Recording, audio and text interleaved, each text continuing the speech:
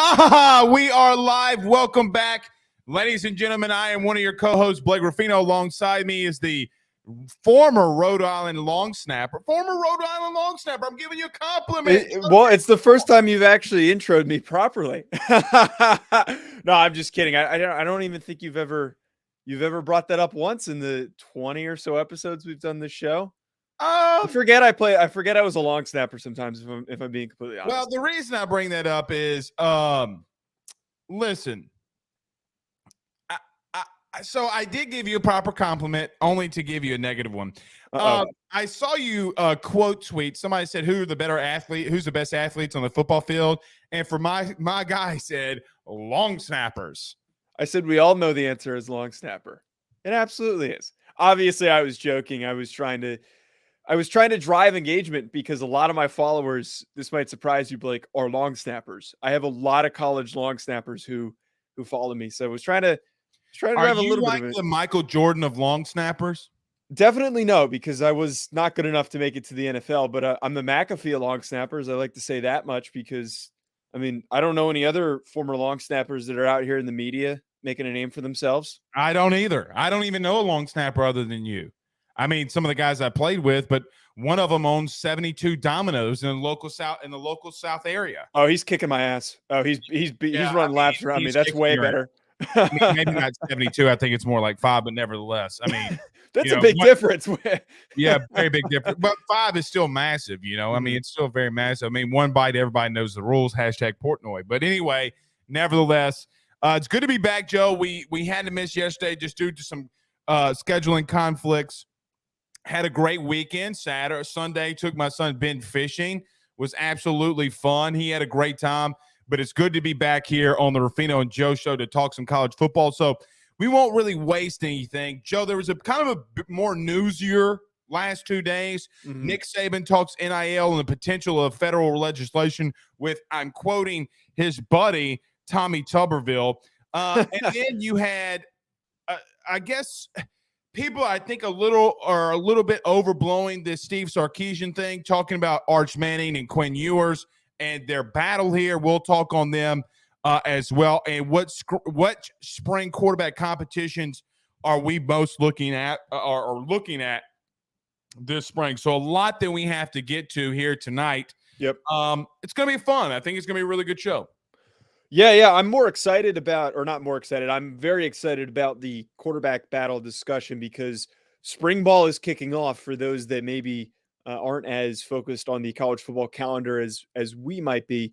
And I remember back to those days. I don't know what southeastern Louisiana the weather would be like in March. I mean, it's 80 degrees right now. If they give in March. Yeah, it's 80 degrees right now.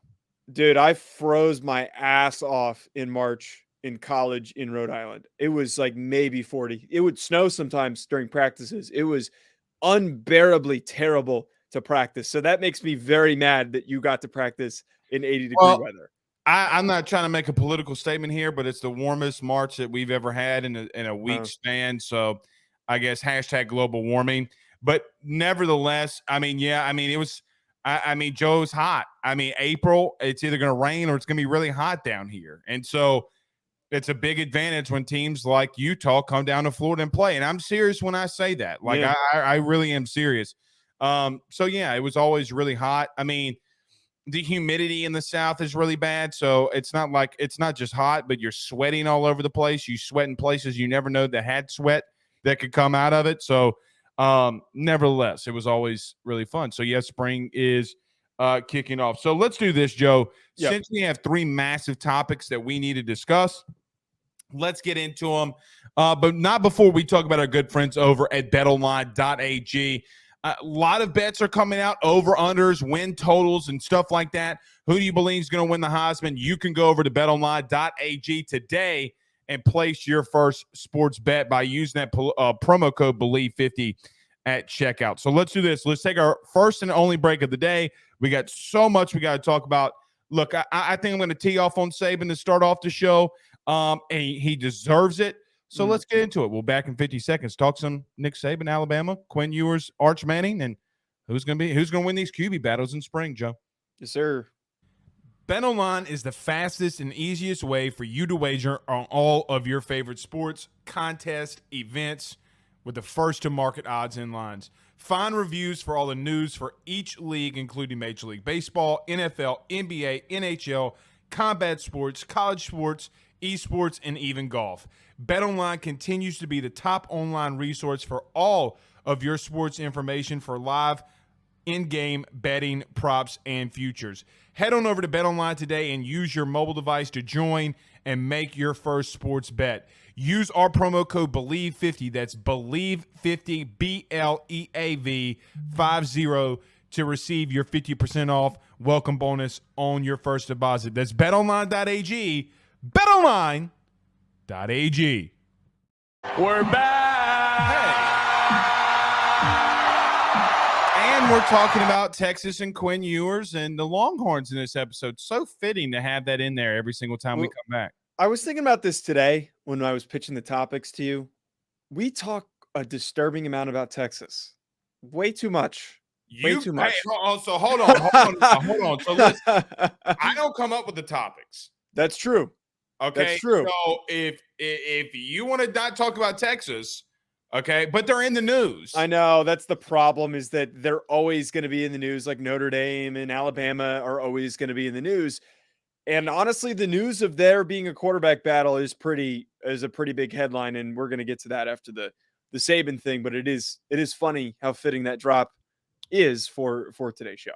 Well, and I mean, look, Texas, they just, like you said, they make so many headlines, but not more than today's news from Nick Saban. In case you missed it, Nick Saban came out today and had some pretty interesting things, Joe, to talk about NIL. So let me start off by saying two things can be true at once, right?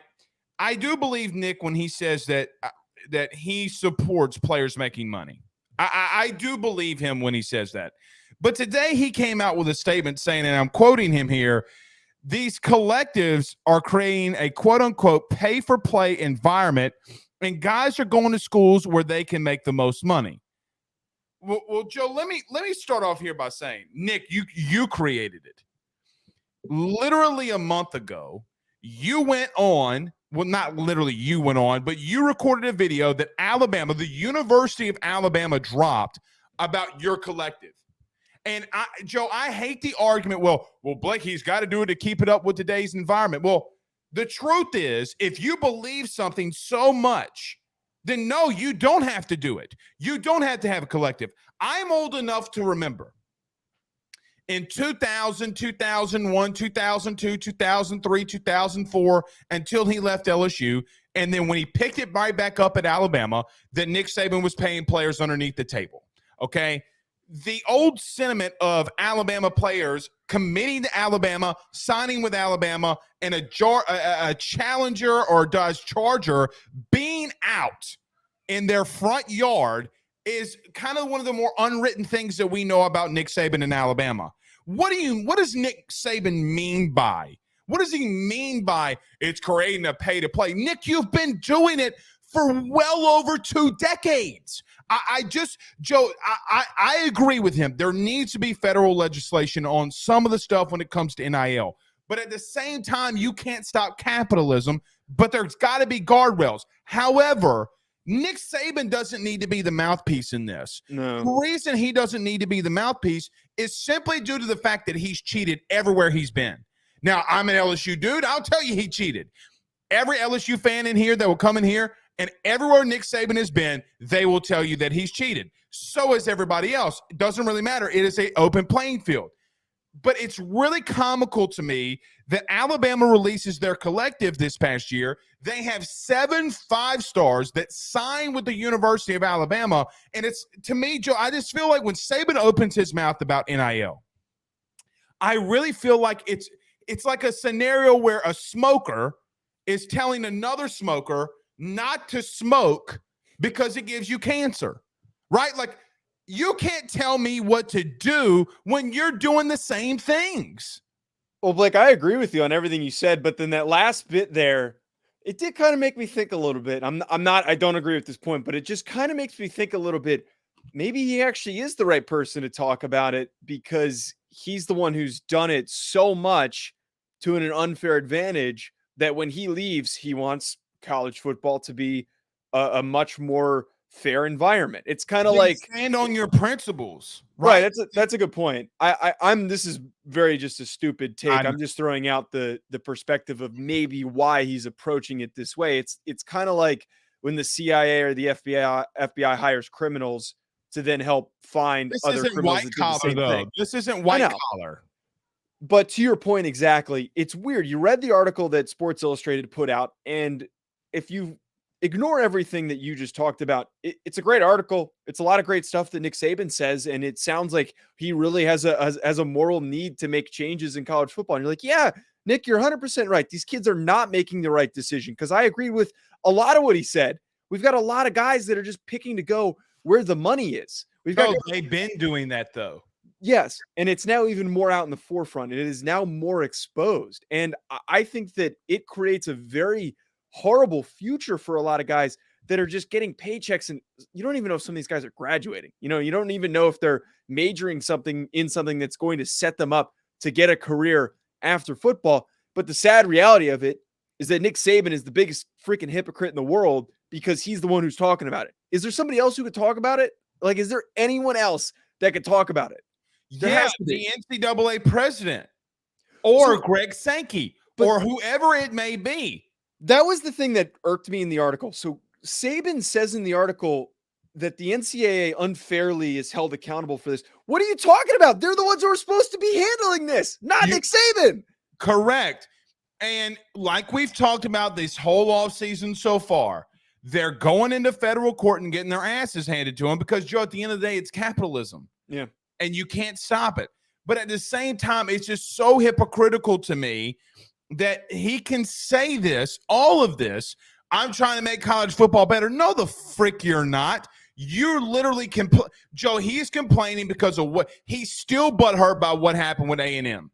Okay? Like that is, if you take the blinders off for just 1 minute, okay, and see what he's really talking about. Yeah. That's what he's talking about. Nick Saban doesn't care about players getting paid. He's been doing it. Joe, I know of dudes that they pay $200, $300. One kid I know that they paid $350,000 worth of just under the table money. And then they gave, there's rumors that Saban gave $100,000 of his own money to a Heisman Trophy winner to come back. And this is all before NIL. So what do you mean to tell me that you haven't been doing it? I think it's so hypocritical for you to go to him and say, Nick, what do you think about this? And him saying, NIL is bad. There's no regulations. Well, the reason that we've all gotten here into where recruiting is such a big thing, while 247 on 3 Rivals, Yahoo, AYSSnetwork.com makes as much money as they do, is due to the simple nature that people love recruiting. And the way that happens is there's so much money being circulated into it. In my opinion, he just has no business talking about it. He's a hypocrite. And Nick is always finding something to complain. And I feel like, Joe, he's just in a spot where it's always with Nick, a get off my lawn moment. And quite honestly, I'm getting a little sick and tired of him literally talking about it all the time, okay, and not doing any actions behind it.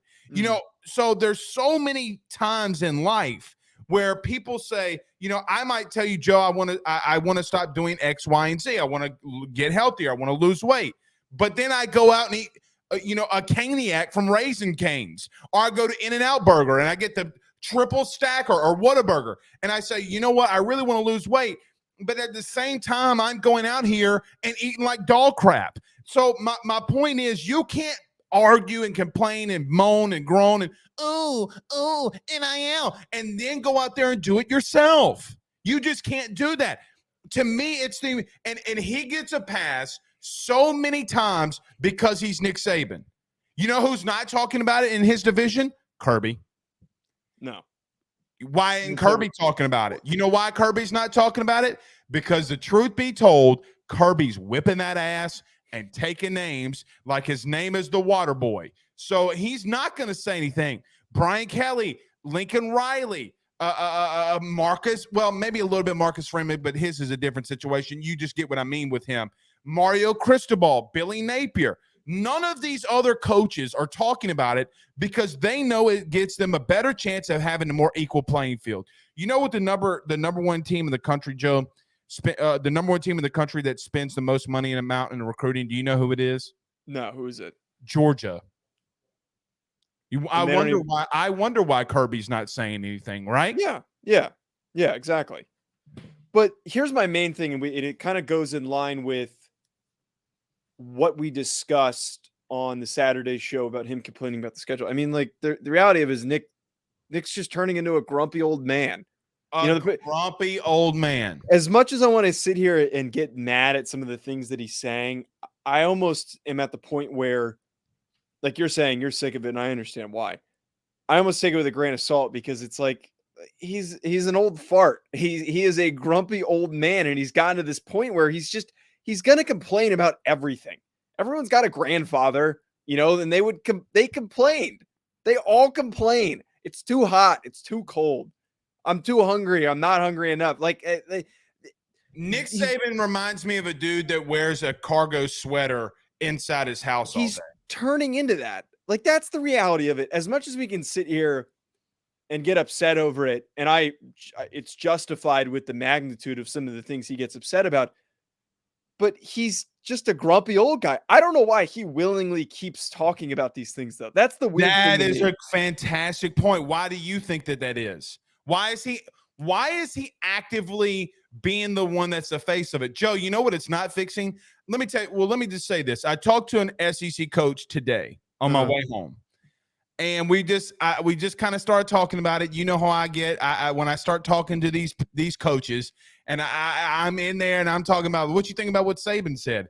And you know what this SEC coach told me today? Well, he better worry about not committing penalties against LSU, Tennessee, and Texas. Right? And so I'm like, you bring up an interesting point. We've talked about that before. What are you doing? Everybody's saying that Kirby, your predecessor, your number 2, has knocked you off the pedestal. Why don't you try to get back on there besides bitching about NIL? And Joe, it would be one thing. It would literally be one thing if his recruiting classes were outside the top 5. I'd be like, damn, man. Yeah. Like, they really are feeling it. Joe, he almost broke Texas A&M's composite score. Yeah, they finished with the top recruiting class. It is goofy. If it was a different coach, just a random one to throw out there, like if it was like Marcus Freeman or whoever Stanford just hired, like for example, like schools like that don't usually put out a lot of NIL money. Well, I mean, if they complain, Lane Kiffin. Look at Lane. Lane literally in a post game after Texas A&M called Jimbo a clown for what he's doing in recruiting. And I will be honest, I'm not the biggest fan of Lane Kiffin. Okay, I think he's a great offensive coach, but at the same time, he's not wrong. He's been going, Joe. He literally, Ole Miss had to start a collective just to pay him because of the way that Mississippi laws are dictated, and now he's got to use that in recruiting, and he's not having any success. Right. I just whoever is allowing Nick Saban to keep talking about scheduling, about NIL, what's next? What's the next thing that he's going to be complaining about? He has consistently been put in these situations to talk about this stuff. And I know that he should be a go-to voice for college football in general because of his history as a head coach, but I just don't understand it, man. Like, why is he complaining about everything? I don't know. And last week he's talking about the permanent opponents. Right. But, right. That's my point, is that it's this most recent thing. Well, and I'm like, Nick, why are you complaining that you're playing your 3 biggest rivals? Regardless if you believe it or not, you're going to have to play LSU because of what you did, leaving LSU, going to Miami, then going to Alabama, and the absolute dogfights that LSU and Alabama have had. And Alabama's come out on top more than not. Okay, they lost this year. Okay, well, sounds good. LSU won in 19. It's been a little bit more back and forth over the last couple of years. But regardless of that, it's the SEC's most gross watched game. Okay, it's not even remotely close. Then you got Auburn in the Iron Bowl, and then you got Tennessee. Those are your 3 biggest rivals, Joe. And he's right. That's also his own doing, is that you're the best team over the past decade and a half. You are going to have to play in the most important games every single year. It comes with the territory. And then here we are now. That's his No own doubt. doing. It's his own doing. And then Well, NIL, the same thing. It's his own doing that the way things currently are because of his actions as a head coach and how he has approached recruiting. Well, and again, to go back to Kirby, you don't see Kirby complaining about having to play, a 9-game schedule and having the 3 permanent opponents. Joe, he's not going to. Georgia's Who not. did Georgia get? I don't think Georgia got as bad of a draw. I don't necessarily remember. I'll go and look at it right quick. But they don't have Vandy and Kentucky every year anymore. They don't go to Missouri any. Their schedule's getting tougher. And you know what the only thing I see out of Georgia? A little bit of guys getting drunk after a national title game. One of them was a horrible incident. Don't get me wrong. But then you got Stetson Bennett pissing on a brick. Okay, hiding from police behind a dumpster. Okay, so what Stetson Bennett did, who really cares? I mean, look, come on, we've all done it. So I just don't know, man. I just don't know anymore. But like I said, I do think that 2 things can be true at once, right? And of those 2 things being true at once, I do agree with him. There's got to be some legislation, but I just don't know if Nick Saban's the right face for it, right? Right. Just not the right face for it. You know who I think it should be? And I gave him flack our last episodes. I think a guy like a Marcus Freeman, or maybe even letting an ex-retired head coach be the face of it. Somebody that's out of the game, right? I guess Tuberville's technically that guy because I'm glad you brought that up because he said, my buddy Tommy Tuberville is going to save the day. I'm sure that part of him backing this is a relationship with Tuberville. And I do agree with you that there has to be somebody else that we can go to for this. I don't know if an active sitting head coach is the person I want talking about it, but my main takeaway, separate from Saban complaining, is that we do absolutely need federal legislation. We need something in place, and then we need something that the NCAA can then work off of to put restrictions in place and parameters in place so that teams can be held accountable. Because right now we don't have that. You know what the only thing that I hate about NIL is? What? I don't get my stupid video game anymore. That's what I hate. Well, it's coming back eventually. Well, they said 2023, 2024. Now it's like 2025. I mean, I just got to continue to wait. To your point, Georgia's 3 permanent opponents are going to be Auburn, Florida, and Kentucky. So they don't get Vandy. They don't get South Carolina. They don't get those teams that they normally beat down on, right? Yeah. Like they're not going to face those teams. So I think that's ultimately a plus. So look, Saban's going to continue to be him. He's not going to stop. You know what's even more wild, Joe? He's the only head coach in the SEC that doesn't have a Twitter account. Did you know that? Well, so that was the other thing I was thinking about too, is that Nick just puts these things out into the ether, and then he has no idea that we're all we're all getting mad about it. He has no idea. Here's what I ultimately believe. I think that Nick Saban has a Twitter account. Okay, I really do believe that, and I think that he's looking at all of it. No, there's no shot. I doubt he even knows how to use his phone. Come on, dude. Let me just he's so much of a narcissist and such a control freak that you can't tell me somebody at the University of Alabama is not getting paid $100,000 to update him on Twitter. I'm sure he's got an assistant that makes him $120,000 a year to be his towel boy. That is confirmed. I'm not making that up. You do know that, right? Yes, he does. How do I get that job? I don't know, but I applied. I'll throw every purple and gold. Well, no, I mean, I make that amount of money now, but nevertheless, I mean, look, you're a towel boy. I mean, that's crazy. So making $120,000. I mean, I guess there's no way. There's no going up from there. No, not really. I mean, I was Saban's towel boy for a year. No, I wouldn't do that. All right, so let's get over this, dude. All right, so interesting thought. So one of Saban's ex-offensive coordinators, Steve Sarkisian, had some really interesting words. Now, if I'm not mistaken, they started spring football on Saturday. And Sark was quoted about Quinn Ewers and Arch Manning. Now, I will admit, I went and listened to the press conference today. I don't know where he said that there was an open competition. What he said is that every position on the field is open until further notice. Yes. Joe, he didn't specifically say Quinn Ewers and Arch Manning. So now that the media has twisted his words and says, there's a quarterback battle at Texas. Joe, it didn't take 2 months of Arch Manning being on that campus before there was already a QB controversy. I thought part of the quote that I saw separate from the press conference, he said something along the lines of, and I'll pull it in a second, something along the lines of that he's not going to deprive Arch the opportunity to compete for the job or something like that. Well, yeah, because he was asked specifically on it, but he didn't come out there and say we have a QB competition. Yes. But here's it's typical media pull out of context. Arch Manning. Oh, look at all the SEO. Look at all the run that we're getting. But it is a conversation, though. You know, it is something that even if Sark's not going to openly say it, I don't think Sark is one of those coaches that is going to publicly go on the podium and try to motivate his quarterback through that. I do think there is a little bit of a competition. I'm sure that Quinn has a huge edge, but I'd be willing to bet that there is at least an internal conversation of should we give Arch a legitimate shot? And I'm sure that maybe it's only like 20%, but there's probably a percent chance that Arch could start or could compete for that job. Manning's not beating out Quinn Ewers right now. And look, we've had this conversation before about Arch. Joe, I just don't think he's ready. Okay. Like, I just don't think he's, and here's another thing. Are you going, if I'm Sarkisian and you've said this, not my words, yours.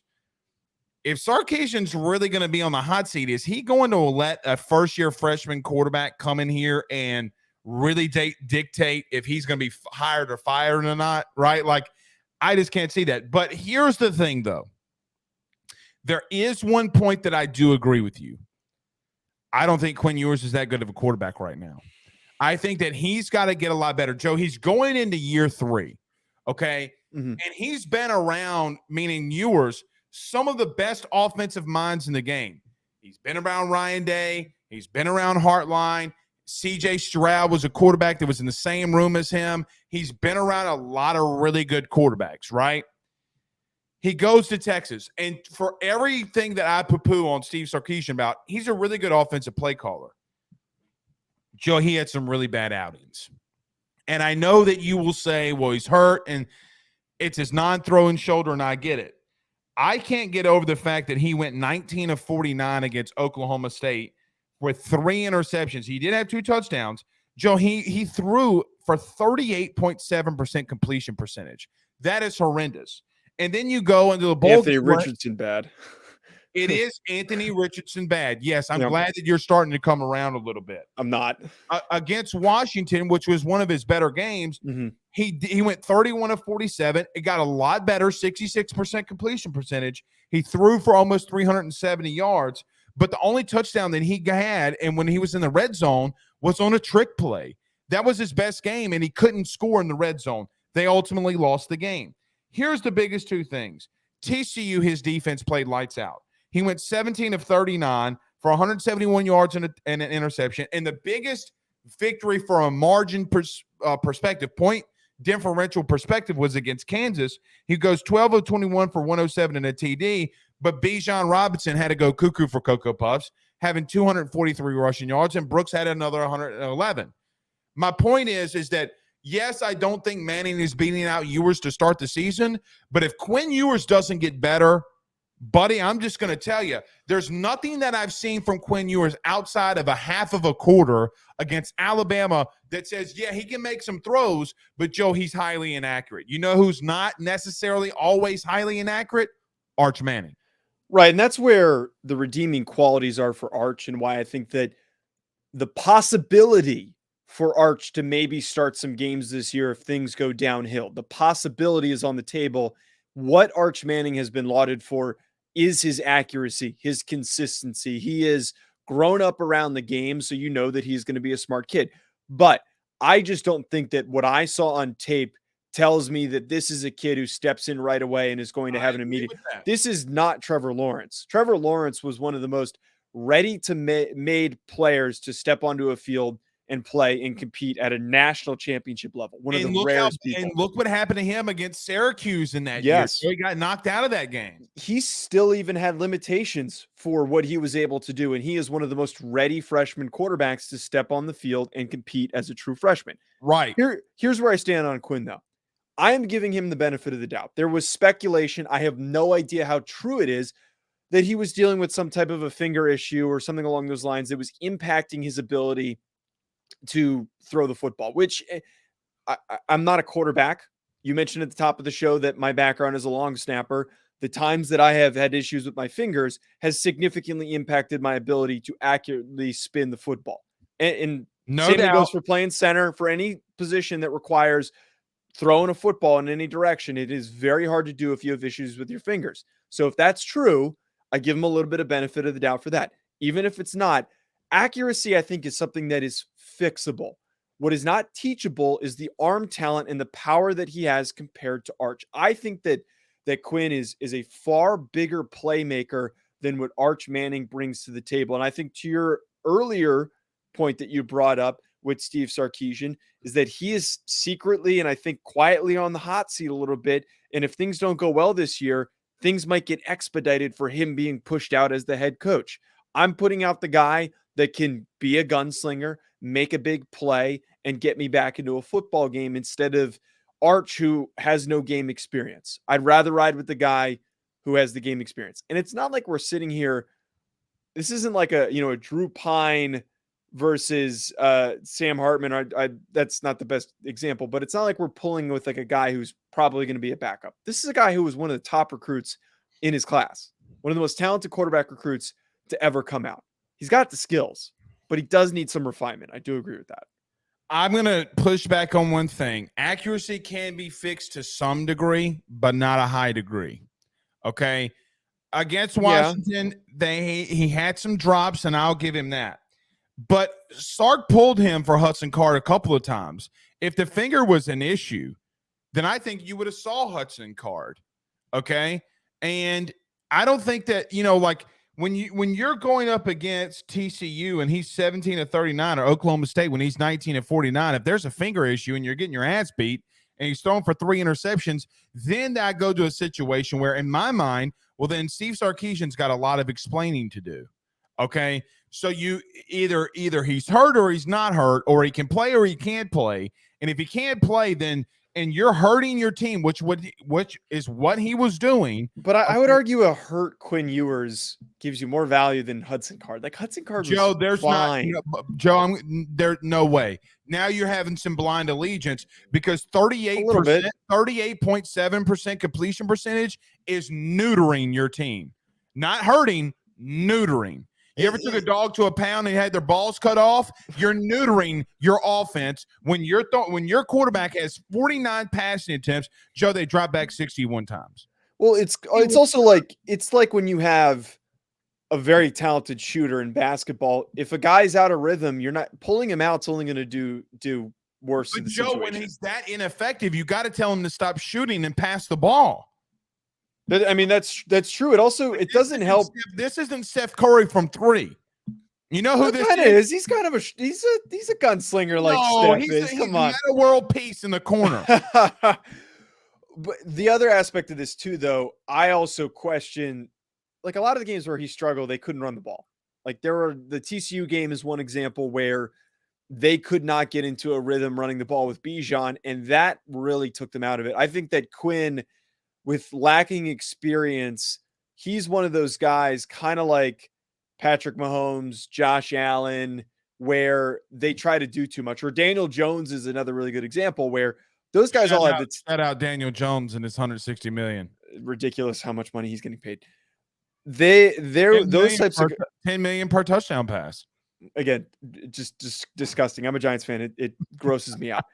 Those guys at one point or another didn't have a lot of help and were trying way too hard to hit home runs. And that's what I got. Didn't have help though. But they weren't able to run the ball and they were throwing the ball a lot. He is one of those guys where if things aren't opening up you see it in his play where he's like, I need to get us back into this single-handedly with a huge throw. And he makes really stupid decisions. And that's an inexperience thing.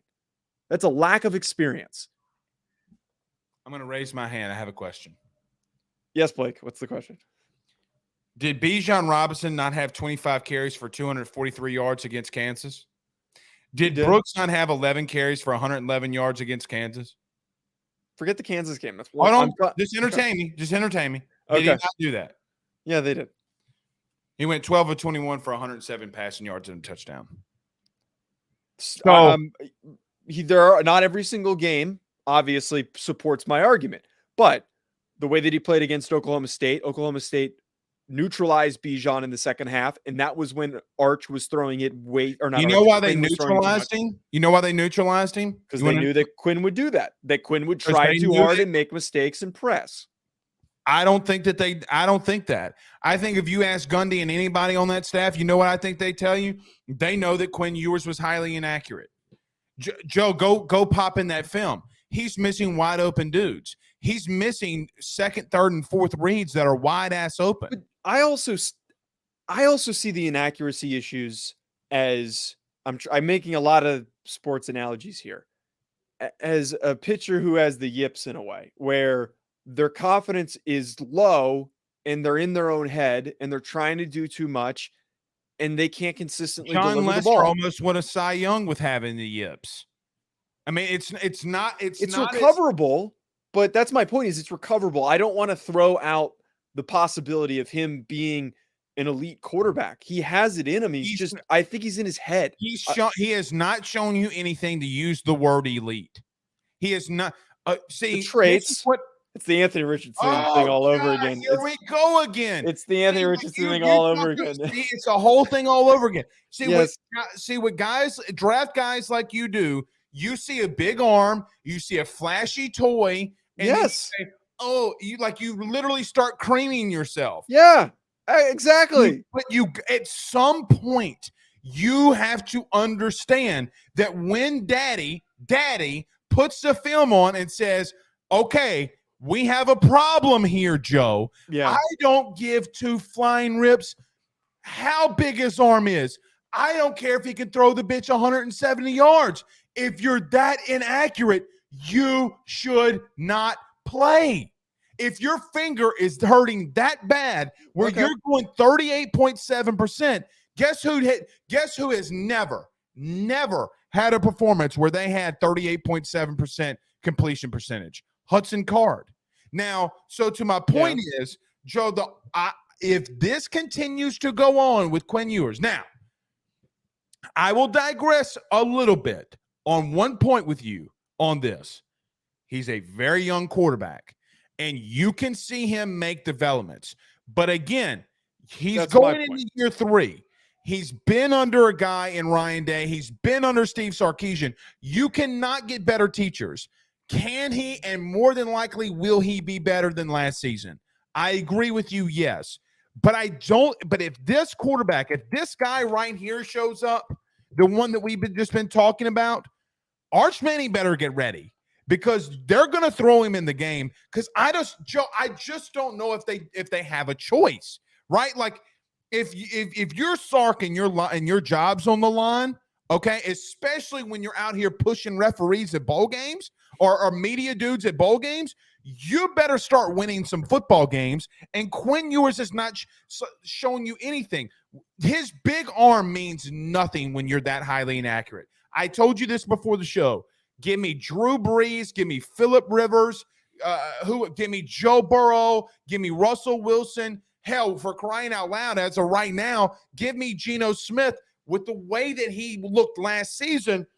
And they do not have the biggest of arms. But what do they do extremely well? They all can extend plays and are highly accurate. Okay? And in this league, you have to be accurate enough to be in a situation to make your team win. I would almost make the argument that you have two comparisons of Anthony Richardson and Quinn Ewers, and the reason that their team struggled so much is because of how highly inaccurate they were. I wouldn't necessarily. Both Texas and Florida were two of the worst teams in Power 5 in converting third downs. Their passing efficiency rate on third down when it comes to Anthony Richardson and Quinn Ewers was almost to the bottom of the Power 5. They were one of some of the worst. You literally had 7 passes last season where Anthony Richardson threw it away on fourth down. That is low IQ. You know who else had some plays? But here's the thing. Hold on. Yeah, okay. You know who else had plays like that? Quinn Ewers. But here's my thing, though, Blake, that I don't disagree with those stats. Those numbers support exactly what you're saying. They both have played basically the same amount of football games and have started the same amount of football games. Inexperience is not always a detriment.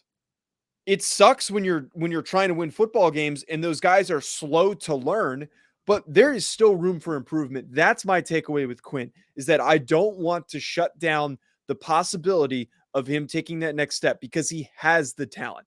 This is not a talent devoid player. This is not a 3-star recruit. This is the number 1 quarterback in his class. But Joe, he is good enough to figure it out. But at some point when those kids hit those campuses, the on-3 recruiting rankings don't mean shit. I'm not going off of the recruiting rankings, though. I'm going off of what I've seen from tape. What? I'm just You're talking about the 38.7%. His high school tape. His high school tape that got him rated. Means nothing anymore when you hit the college campus either. But that's also in line with why I can't pick Arch, though, because I don't even know if Arch is good. Okay, so you know what, Joe? I should have been a defensive lineman because in JV I had 7 sacks. Did you as actually? a freshman? Did you? I'm curious. Yeah, I mean, I was a little bit of an athlete. I told you I could still beat you in a 40, but regardless, when those asses hit seats in college, what they've done, their rating, their prospect means nothing. Okay. It literally means nothing. And I will tell you something else that you don't like to hear, because you talk about Texas recruiting. Joe, they've had a really bad problem of missing. And they have key positions. And they can miss at both guys. They could. Now, I think Arch is going to be a little bit better than Quinn. That's just my opinion. Yep. Okay. So as we got about less than 15 minutes, about another 10 minutes. Joe, you want to tell everybody about Bet Online before we finish up the show with our last topic about some more spring quarterback battles? Yes. I wish you could bet on spring quarterback battles because that would be fun. But you mentioned that Heisman odds are out. If you want to get ahead and put out a little bit of money on those Heisman odds, you should do it at betonline.ag. We all know that this show is a big fan of Michael Penix Jr. I think that if you want to get some nice long shot odds, I don't know what the odds are off the top of my head. I want to check that after the show. But I'm planning to put a little money down on Michael Penix Jr. because you could get a nice payout. And if maybe you want to bet on some other things, national championship, whatever it is, do it at betonline.ag. Use promo code BELIEVE50 to get that 50% welcome bonus on your first deposit. Bet online where the game starts. I don't know who Nick's talking about. He says Mike Farrell level arrogance. What does that mean? Mike Farrell once said that I think that this is what this is referencing. It's that he said that comment. Yeah, I don't know how that relates to what we were talking about. I think you said because it's not like he's a 3-star, but I'm saying that it's not like Quinn was a 3-star. That I don't know. I'm not sure what that's referencing. Yeah, I don't really know what that means. All right. So, Joe, I'm going to give you the floor first. There are some QB battles that are out and about right now. I'll give you the floor first. What spring quarterback battle are you most focused on right now? So I took a different angle with this, Blake, because it's so easy to sit here and do the Georgia one, to do the Alabama one, to do the Ohio State one, and they're very important for the landscape of college football. But I would argue some of these smaller reported on ones that have freshman quarterbacks in the mix, I think could actually really make or break the race for various conferences. The two that caught my attention the most, in my eyes, that have freshmen in the mix. The first one is Tennessee. And I know that it's a resounding thought that Joe Milton, the Michigan transfer, is going to be the starter for Tennessee. He got beaten out by Hendon Hooker. And we know that Joe Milton has one of the biggest arms in college football. He's played in 17 games. I didn't know this. He's got 12 touchdowns, no interceptions as a starting quarterback for Tennessee. He did only complete 59% of his passes and throwing for 1,300 passing yards with 206 rushing yards. He's got some evidence to show what he's capable of. I say watch out for Nico Iamaleava. Nico Iamaleava, man, could have been the top-rated quarterback recruit, and I think should have been the top-rated quarterback recruit. The dude can sling it at 6'6", 200 pounds. His frame's a little slight, but I would not be surprised. I think this battle has a little more potential in my eyes for a freshman to start than the Arch Quinn Ewers situation, because I don't think Joe Milton is guaranteed for him to start in this position. I think that there is a chance because of the talent that this kid brings to this offense in particular. He fits perfectly with what Heupel wants. I'm going to say that he is guaranteed the starting spot. Here's why. Because if he wasn't, they would have gone in the portal and gotten a guy from the portal. You don't think they're that confident maybe? And at least if Joe hits, they're good. But if he doesn't, their backup option is just as good. That's how I see it. I agree with you, but listening to Josh Heupel, okay, not going to the portal and getting a QB when everybody tells you Joe Milton stinks, which he's had 2 really good performances his last 2 games. Mm-hmm. And look, did you see the video of Joe Milton? I think Josh Dobbs was doing some QB work with him. He was at the 50, and they were like playing this goalpost game. Bing, bing, bing, bing, bing. We'll see. We'll just see. But Blake, we just discounted arm talent for Quinn Ewers. I'm not going to give it to Joe Milton. No, it's an accuracy thing. Well, he's 59% in his completion percentage, though. So he's not. It's not like he's a consistently accurate He's guy. got to prove it. But my thing is the video that we've seen so far is that he's gotten better and more accurate. He reminds me so much of Jamarcus, with like the great value version of Jamarcus Russell. So we'll see. Joe, you know what the number one that I'm looking at? Ole Miss. Okay. Let me throw this at you. Okay. Did you know if I did a blind comparison on Jackson Dart and Spencer Sanders, you wouldn't know who it is? You would have no, I don't think you would. You know why? Name this quarterback.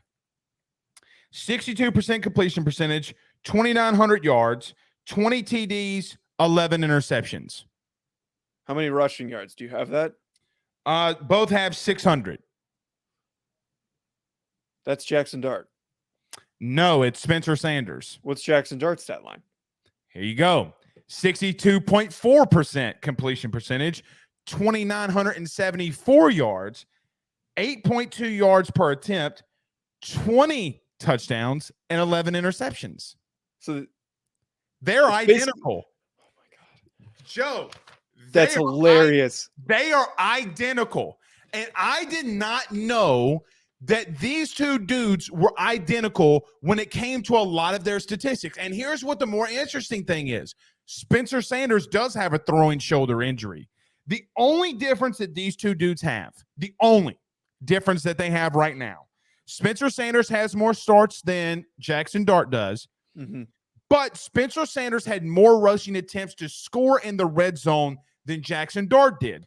Jackson Dart had less rushing attempts inside the red zone than Spencer Sanders did. It was close to 75 total rushing attempts less for Jackson Dart in the red zone than it was for Spencer Sanders. So the touchdown numbers and rushing, I did take out because of the attempts that Spencer Sanders did have.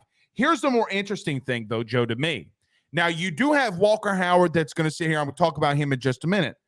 But if I just gave you a blind resume on Spencer Sanders and Jackson Dart from a passing perspective and just a yards perspective, you would have no idea who it is. And the more interesting thing, I would even give Jackson Dart a little bit more of an edge. Here's why. Of these 2 dudes, he played in the SEC and did it in the toughest conference when Oklahoma State did it in the Big 12. Yeah, that's the thing I don't understand. I feel like Kiffin's a little quick to bail on Jackson Dart, which I know. I don't like that. I thought that Jackson Dart did very good considering everything that was given to him. I thought that he did a good job. He played his role really well.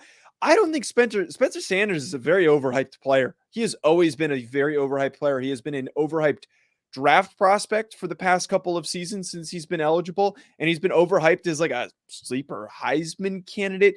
You know what he has?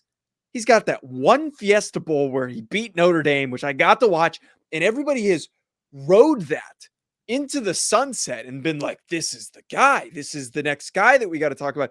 Man, I think Jackson Dart's better. I think that Jackson Dart's going to win this. Is it just because he's a goofy kid from Utah and he doesn't fit? Like, is that what it is? Well, I think because they started the season 7-0, they would go up against Alabama, LSU, and others, and they would wind up getting beat. And I think that the wheels started falling off when I don't really think was Jackson Dart's fault. I think it was a defensive issue. Most of it was. But my only thing with all of this is don't tell me that you're, like I hear Ole Miss fans saying, oh my God, we brought in Spencer Sanders. But they had the same exact stat line. And by the way, Joe, I gave you Spencer Sanders' best season as a starter. I didn't give you last year when he did even worse, when he was at 57% completion percentage with 2,600 yards passing, with 17 touchdowns and 9 interceptions and 3 less games than Jackson Dart, right? So he was on pace to have a worse season last year than Jackson Dart did. Yeah. The only caveat with this for me, and LSU fans are going to hate me for saying this. What is Walker Howard going to do? I don't think he's in play for next season, if I'm being completely honest. I think that he is probably the guy who takes over the following year, because whoever wins this job goes to the NFL most likely. The other one disappears. Whatever happens, and then Walker Howard takes over. I think that's the more I do agree with you that I've seen Walker Howard in practice at LSU because we're credentialed there. We go there. Dude could sling it. Yeah. He's slanging it. But he's got the arm strength and he's got the accuracy and he can move. The only thing the problem that he has is he's a very, very small dude. He's really Joe, I'm 6'3", 300 pounds. To me, okay, he's not a big quarterback. So I agree with you on the Walker Howard thing. Let's see how this progresses through the spring. Let me give you this one right quick, too. Yep. You know what the other probably the biggest quarterback battle in the country that nobody's talking about is? What? Ohio State. Okay, you got Kyle McCord and Devin Brown. Who's going to take over for C.J. Stroud? Now, I will tell you why I think that this is the biggest, in my opinion, one of the biggest quarterback position battles in the country. But if Ryan Day loses to Michigan again, they might fire his ass. And you know what? He's got to get it right. And he didn't go into the portal. He didn't go and do anything. He's letting a Hartline be the new OC and call plays. Is Kyle McCord that dude? Is Devin Brown that dude? Now, I don't know if you saw this today, but Devin Brown came out. Okay, and he was a former guy from Utah, 43 overall player in Utah, or 43 overall player in the country. He's also out of Utah. Devin Brown, he said that the guy that he looked up most to was Tate Martell.